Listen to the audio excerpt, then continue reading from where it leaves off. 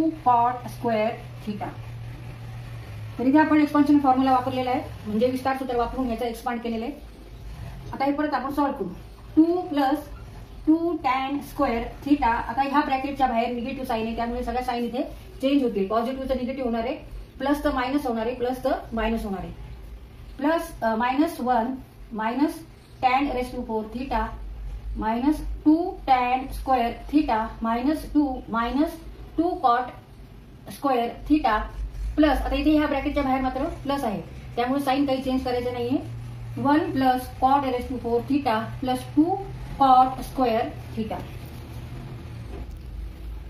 तर इथे कोणत्या कोणत्या टर्म कट होतात ते बघायचं आपल्याला।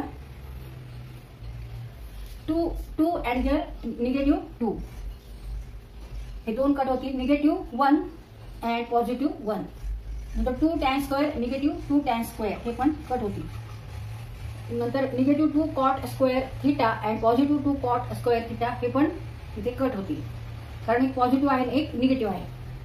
2 cancel, 1 cancel, 2 tan square theta -2 tan square theta, -2 cot theta and +2 cot theta.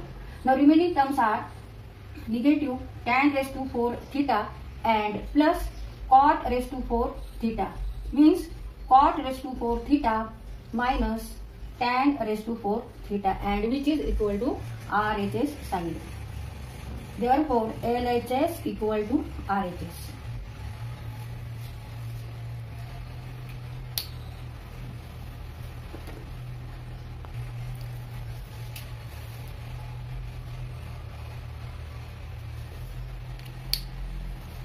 तर इथे हा क्वेश्चन सॉल्व्ह करताना आपण ट्रिग्नोमेट्रिक आयडेंटिटीचा वापर केलेला आहे, त्यामुळे आपल्याला हा क्वेश्चन सॉल्व्ह करताना इझी गेला, अवघड गेला नाही, सोप्या पद्धतीने आपण हा क्वेश्चन